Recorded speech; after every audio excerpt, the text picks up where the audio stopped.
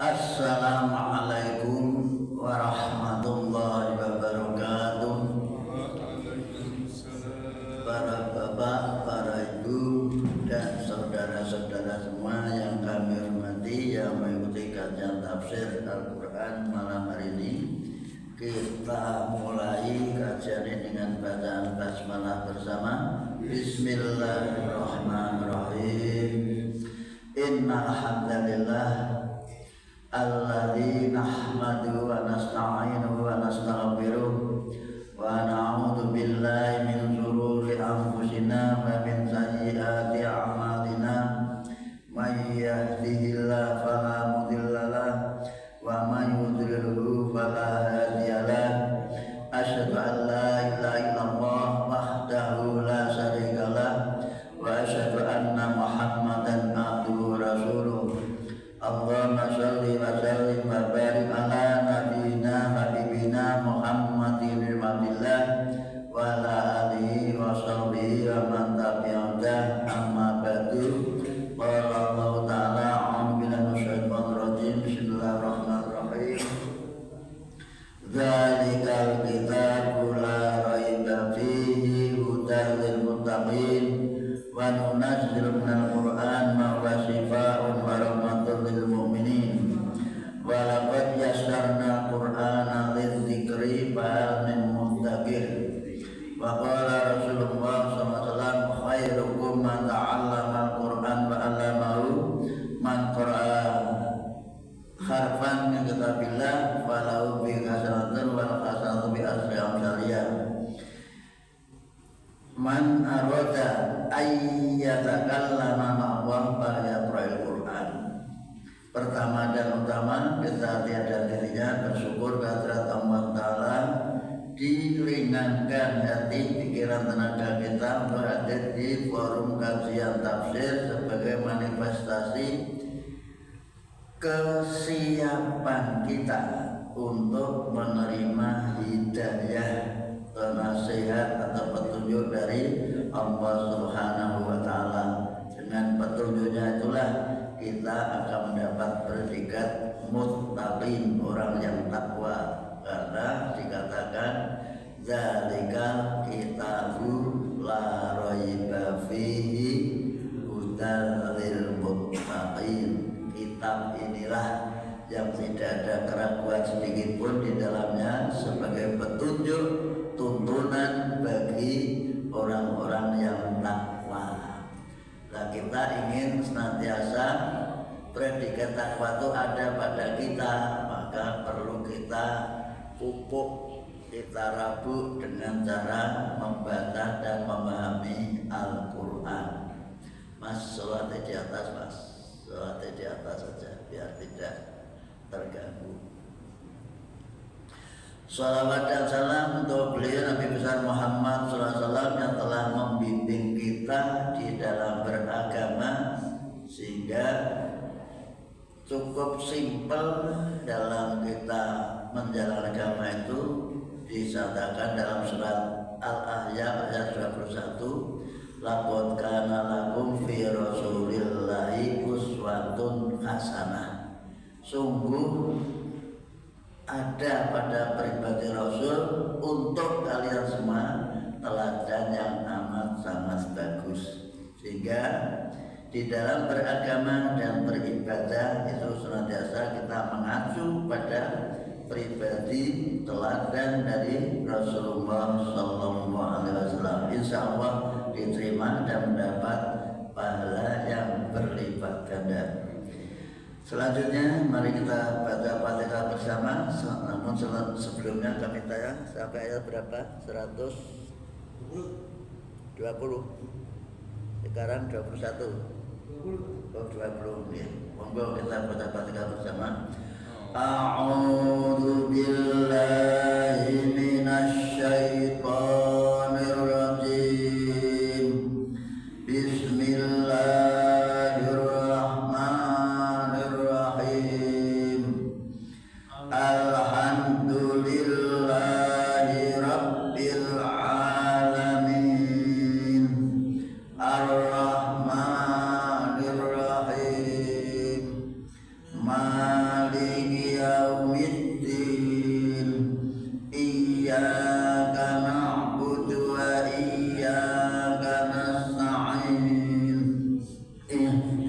siratal mustaqim siratal ladzina an'amta 'alaihim ghairil maghdubi 'alaihim waladdallin. Amin.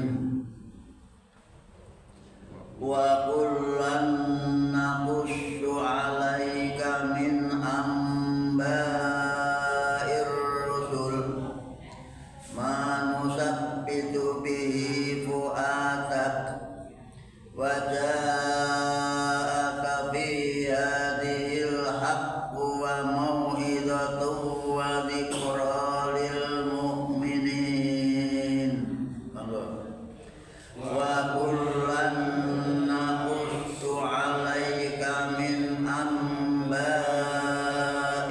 rusul ma nusabbitu bihi fu'adak wa ja'aka fi hadhil haqqu wa mau'izatu wa dzikra lil mu'minin. Ulangi.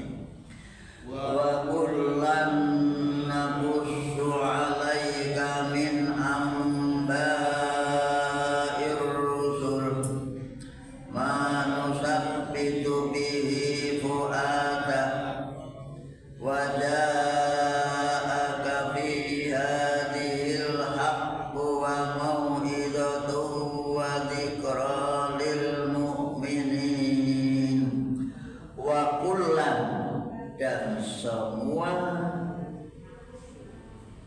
dan semuanya kisah para rasul dan semua kisah para rasul, kata tasawuf min amba'ir rusul, cerita tentang rasul-rasul, nakussu kami ceritakan, kami kisahkan, sudah menjadi bahasa Indonesia. Kisah daripada kisah, koso ya kusu, kisotan di bahasa Indonesia menjadi kisah. Kami kisahkan, kami ceritakan alaika kepada Muhammad manusabbitu bihi fu'adak, agar memperkokoh hatimu, agar memperkokoh aku, meneguhkan hatimu. Ternyata ujian, cobaan, tantangan itu tidak hanya kepada tapi nabi-nabi dulu setiap ngajak menyadarkan umatnya agar menyembah Tuhan yang satu selalu mendapatkan tantangan yang sangat berat, bahkan mau dibunuh. Itu dengan kisah-kisah ini Nabi merasa mendapatkan obat. Alhamdulillah. Itu kalau begitu apa yang kami hadapi ada ringan, termasuk kita ini menghadapi apa yang ada di sekitar kita, mengajak kebaikan kepada tetangga kita, saudara kita, terasa ringan dibandingkan para nabi. Maka kita tidak boleh bercita-cita menjadi nabi, berat. Jangan sampai kita sing nom-nom. Kan usia Nabi diangkat umur 40 tahun. Nah, umur 40 tahun itu udah mateng. Nah, kayak 36 tahun harus ditunjuk. Nah, itu nanti akan membawa dampak yang kurang bagus terhadap kejiwaan orang itu sendiri. Nabi sendiri, Allah sendiri menetapkan Nabi umur 40 tahun. Ini sebetulnya itu bagus, ketetapan DPR dulu itu bagus, tapi generasi berikutnya kadang-kadang gigi mongso salah orang seronto. Salah satu apa? Bapak Waleman selara seronto apa? SOS. Salah orang betah SOB. Salah orang betah. Menteni patang tali mangsa yang akan datang. Mungkin kondisinya sudah berbeda, perhitungannya kalau besok bisa berbeda, maka harus sekarang mumpung kita punya channel yang sangat bagus. Ini menurut teori merebut kekuasaan. Di mana juga sesungguhnya apa yang terang hanya untuk memperkokoh, memperteguh hatimu. Sampai itu wajah dan telah datang kepadamu fiadi dalam kondisi ini, kondisi sekarang ini, al-haqqu kebenaran yaitu Al-Quran. Disampaikan kami ceritakan Quran itu sudah untuk menjadi bekal bagimu untuk bahan menyampaikan kebenaran kepada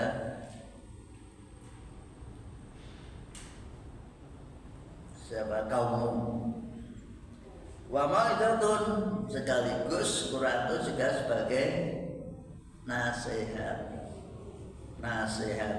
Mau'izatun dan mau'izah itu jadi bahasa Indonesia. Mau'izah hasanah, pitutur yang bagus. Jadi Al-Quran itu sinar petunjuk, semua petunjuk, pitutur, nasihat. Wa dzikra dan sekaligus sebagai peringatan lil mu'minin bagi orang-orang yang beriman. Dan apa yang diterima Nabi, apa yang dialami Nabi itu juga umat Islam, orang yang beriman sebagai pengikutnya harus berpikir yang jauh bahwa ini semua menjadi pelajaran bagi semua orang yang beriman. Begitu ya beratnya ya perjuangan Nabi. Nah, kalau kita sekarang tinggal menikmati Quran sudah jadi, tinggal baca. Karena mau coba kadang-kadang rasa sempat. Akhirnya saya ada usaha itu bisa, tapi rasa sempat, tidak sempat saking sibuk. Padahal sibuk itu di rumah. Ya, sibuk. Ini yang harus dipahami bahwa semua dikisahkan, diceritakan Allah kepada Nabi Muhammad itu agar menjadi penguat, pendorong, motivasi terhadap Muhammad agar tidak mengalami sindrom atau mengalami skeptis, cilik hati, pesimis menghadapi umatnya, gede hati, besar hati atau optimis. Insya Allah dengan modal dasar dari kisah para nabi itu mendorong Nabi Muhammad untuk siap menghadapi berbagai macam tantangan, dibekali dengan Quran dan nasihat yang bersih dengan nasihat dan peringatan bagi orang yang beriman. Selanjutnya kita lanjutkan ayat berikutnya, ayat ke 121. Sekarang tugasnya Nabi Muhammad untuk disampaikan pada umatnya. Wa qul lil ladzina la yu'minuna a'malu ala makanatikum wa inna amilun. Wa qul lil ladzina la yu'minuna a'malu ala makanatikum inna amilun. Wa qul lil ladzina la yu'minuna a'malu ala makanatikum inna amilun. Ada pupuk saya teringat min amba'ir rusul itu jamak beberapa cerita, beberapa berita. Mufradnya naba. Maka nak baca juz amma jangan sampai dipanjangkan. Anin nabail jangan dibaca anin nabail. Nah, itu berarti ada yang kelebihan. Mufrad dibaca jamak. Di jamaknya amba. Anil ambail azimah, anin nabail azim. Ini namanya saja seandainya kita jadi imam supaya betul-betul dibaca lebih dahulu istilahnya baru dibawa menjadi imam. Kecuali sudah lanyah seperti Pak Mesik sudah lanyah surat Ar-Rahman, surat Sof itu sudah lanyah, tidak apa-apa. Tapi bagi yang belum lanyah supaya persiapkan betul-betul, sebab jadi imam itu didengarkan dan disimak oleh makmumnya.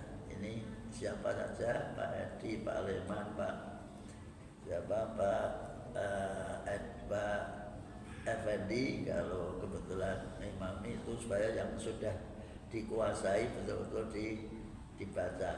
Kan coba-coba membaca yang masih meraba-raba, sebab nanti didengar oleh makmumnya kurang bagus, makmumnya juga menjadi ragu. Yang menjadi ragu itu kan berarti hati-hati bisa merusak sholatnya. Katakanlah Muhammad, jadi sekarang dan setelah kamu menerima ini, berita ini, dan menerima Quran serta nasihat, dan sekarang sampaikan, wakul, dan katakanlah lilladzina la yu'minun, kepada orang-orang yang tidak percaya. Nah, saya percaya jelas mengikuti kamu, yang tidak percaya perlu dihadapi, jangan ditinggalkan, tinggal gelanggang terus. Kita biarkan, tetap kita hadapi, kita berusaha untuk memberi bekal kepada mereka agar bisa menerima ajaran itu. Ikmalu, bekerjalah, dan kamu jangan gara-gara ada dakwah ini kamu kemudian setiap hari hanya membuat reaksi rapat untuk menentang atau menghalang-halangi perjuanganmu.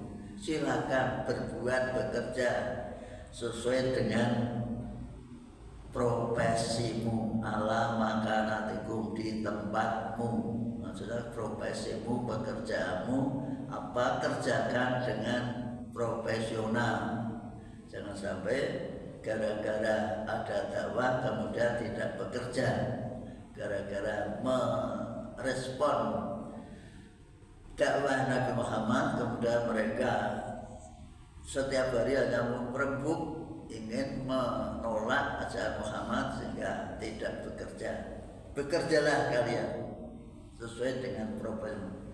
Inna amilun, aku pun juga bekerja. Di samping dakwah ini juga bekerja. Hidup harus bekerja. Orang tuh ada nilainya kalau punya pekerjaan. Coba kalau sugih nanti pekerjaan mesti orang curiga. Orang ngabut gawe kok iso sugih. Maka orang hidup harus bekerja, dan itu prinsip. Sampai di dalam surat ayat 60 dikatakan wa ma min dabbatin fil ardi illa Allahu rizquha. Tak satu pun makhluk yang bergerak di muka bumi, melata di muka bumi, melainkan Allah menjamin rezekinya. Disyarat dijamin rezekinya dengan ketentuan mereka mau bergerak. Maka wajar organisasi yang dipimpin oleh Pak Effendi namanya gerakan. Organisasi itu berupa gerakan, bergerak untuk menegakkan agama, bergerak dari mulai pribadinya, kemudian digerakkan untuk disampaikan pada kaumnya, keluarganya, kemudian tetangganya, dan anak buahnya. Semuanya harus diberitahukan atau disampaikan kepada mereka. Kalau kita tidak menyampaikan, kita berdosa, salah. Maka sekecil apapun yang kita pahami harus disampaikan. Pesan Nabi cukup simpel dan sederhana. Balighu anni walau ayat, kan simpel banget ya. Sampaikanlah apa yang kamu terima dariku. Kita menerima ajaran dari Nabi berupa Al-Quran, sekalipun yang dibisai, yang didapatkan, yang kita pahami itu hanya satu ayat. Pahami bismillah, sampaikan bismillah, bahwa kalau akan berbuat apa saja yang baik supaya membaca bismillahirrahmanirrahim. Akan, kata Nabi, kullu amrin dibalin la yubda'u fihi bi bismillahirrahmanirrahim bahwa akto. Mas, monggo setelah tergil Mas di atas Mas, supaya tidak terganggu. Tidak. Setiap urusan yang baik, urusan yang bagus, yang tidak dimulai dengan bismillah, maka tidak ada berkahnya, tidak ada nilainya, cacat. Untuk itu setiap bekerja apa saja selama itu baik dibacakan bismillah. Dan bismillah itu sebagai mula pertama. Jadi pemahaman makan buka bismillahirrahmanirrahim ditambah doa tidak apa-apa. Tapi intinya semua perbuatan baik harus supaya dimulai dengan bismillah. Nah, kadang-kadang kita memimpin rapat malah ngomong sih lagi dibuka nganggu bismillah. Itu namanya tidak tahu dasarnya. Jadi kalau buka rapat salam terus, mari kita buka dengan bismillah. Kalau puasa kita buka, kalau tidak bulan puasa kita mulai. Buka itu khusus bagi orang yang berpuasa. Ini menjadi pembawa acara, diingat-ingat Mas Ari. Marilah acara ini kita mulai, kita awali dengan bacaan basmalah bismillahirrahmanirrahim. Mari kita buka bersama. Orang puasa kok buka bersama. Salah ke Pak Edi, guru bahasa Indonesia. Itu salah kaprah. Saya pernah negur protokolnya pembahasannya Pak Bupati. Mbak, ojo buka. Lah pripun? Buka bersama itu hanya orang yang berpuasa. Yang tidak berpuasa ya kita mulai, kita awali dengan bacaan basmalah. Itu hanya meluruskan saja. Tapi sekadung salah kaprah ya ora apa-apa, ora dosa. Bahasa itu tidak dosa, hanya yang ngerti sebaiknya diluruskan. Jadi sekali lagi hidupnya harus bekerja, tidak boleh hidup jadi pengangguran. Pekerjaan apapun yang penting halal. Pekerja apapun, apa nyapu, apa penjaga toko atau apa saja yang penting halal, asal dihasilkan dari yang halal itu bagus daripada kita nganggur dicurigai orang. Nganggur kok bisa beli mobil, bisa beli orang malah tanda tanya. Oh jebule punya rekening yang bisa dimasuki orang itu apa namanya? Apa Pak? Rekening berjalan. Ya. Rekening sekarang apa? Orang korupsi sekarang dititipkan dengan rekeningnya artis-artis sebab rano curiga. Apa? Ya. Jadi supaya tidak ada curiga dititipkan, maka pejabat sekarang harus dekat dengan artis. Artis bisa dititipi uang. Nah, rekeningnya dewi konangan KPK mesti di LPS LPSK, lembaga yang kontrol uang, transaksi uang itu kan ada. Tapi artis dianggap uangnya artis kan dapat dari mana-mana. Itulah kondisi real. Saya pinter berarti malingnya yo pinter, petugas yang nangkap yo pinter-pinteran. Komnas, ketua KPK juga polisi, yang dianu juga polisi, bodoh pinter ya. Maka itu pandai-pandai menyimpan uang jangan sampai ketahuan oleh KPK.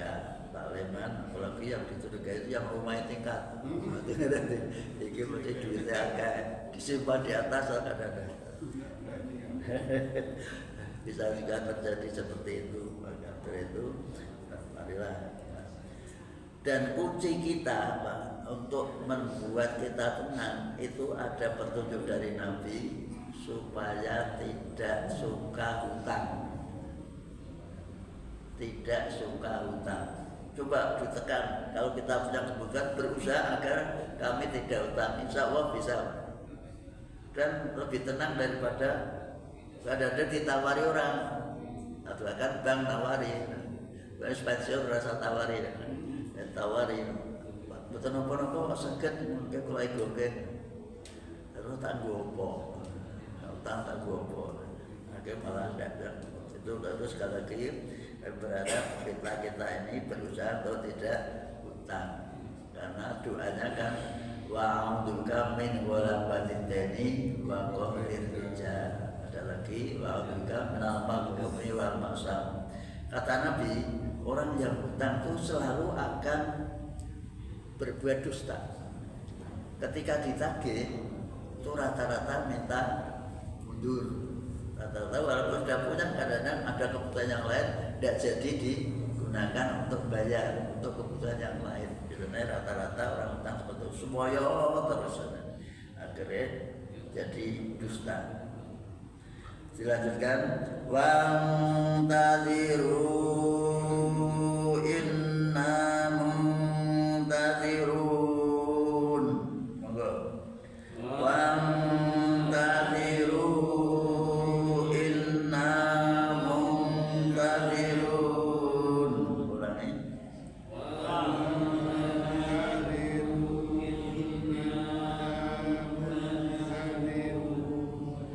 Dan tunggulah apa yang akan terjadi.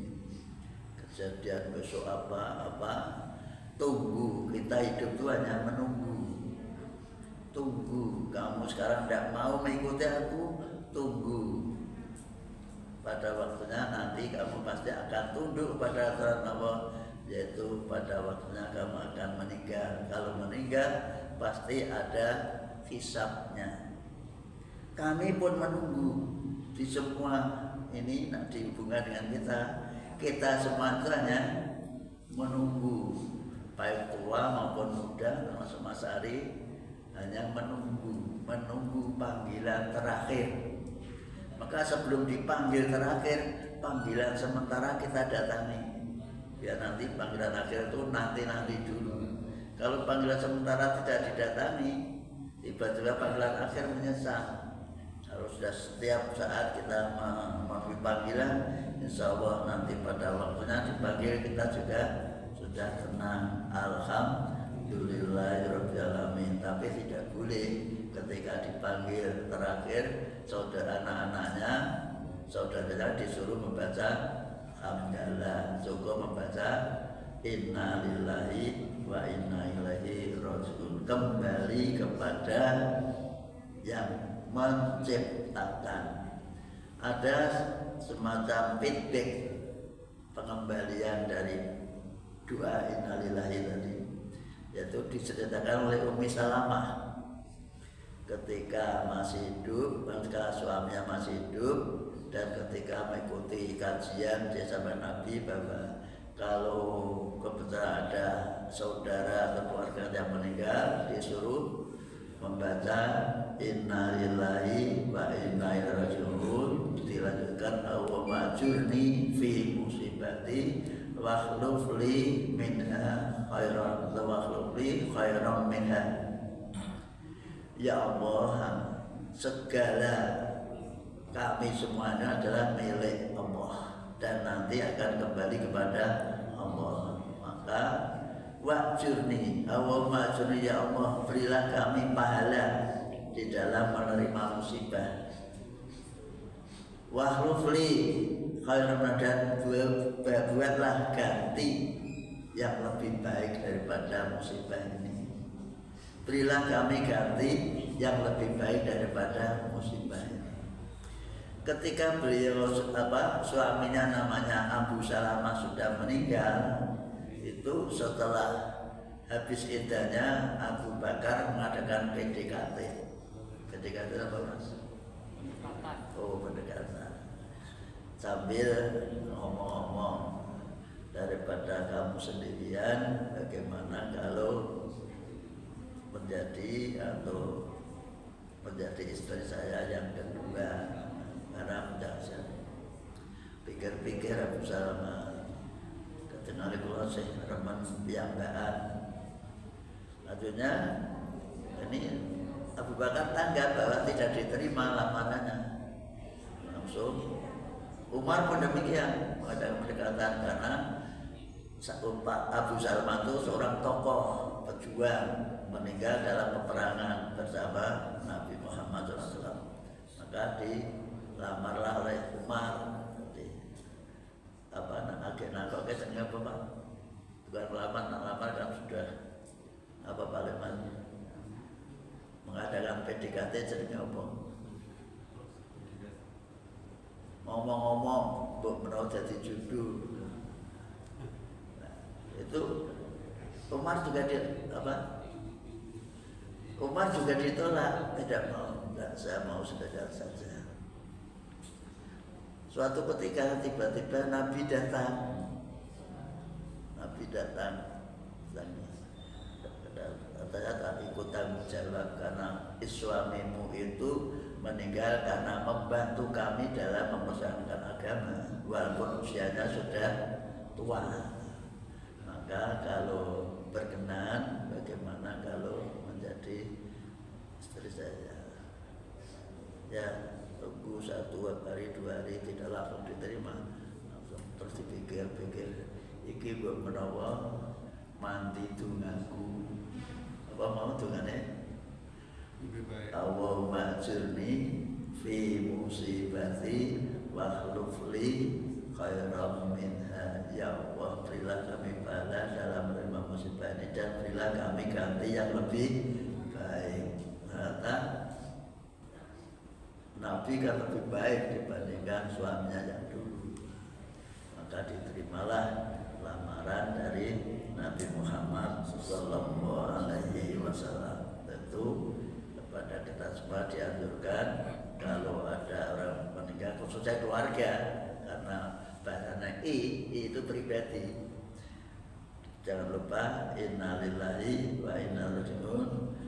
Allahumma ajurni fi musibati wa akhlifli khairam minha. Boleh wa akhlifli, boleh wa akhlifli, boleh. Ya Allah, berilah kami ganti yang lebih baik dalam menerima musibah ini. Tapi ya coba ya hadis yang dibaca Mas Yanto itu bisa salah tokoh. Karena siapapun wanita yang meninggal kemudian suaminya kok ikhlas, iki hadis Pak Leman, suaminya kok ikhlas, itu wanita itu akan dipastikan masuk surga. Itu ada wanita yang nanggapi kurang tanggapan kondo karo bojone, Pak, aku kan mlebu swarga, aku tak mati sik ya, kowe sing ikhlas.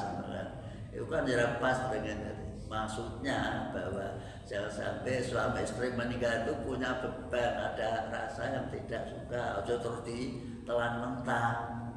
Di suami istri akan bilang dengan suaminya, Pak, aku ikhlasnya ya tak mati sik kan mlebu swarga.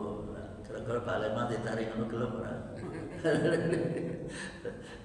Itu adalah ditelan mentah. Jadi bahasan yang penting yaitu dalam hidup ini jangan sampai ada beban hati atau salah paham terhadap suami istri ketika salah satu meninggal dunia, disakitkan hatinya atau masalah yang lain. Itu yang penting maka ikhlas. Maka ada hadis yang menerangkan siapapun wanita yang sholat 5 waktu, puasa Ramadan, zakat, maka ia kalau mati dan ketika mati suaminya ridho, tidak punya beban, disakiti oleh istrinya, maka wanita itu masuk surga. Maka jalan surga wanita, sehingga ada orang Jawa istilahnya orang Jawa itu punya istilah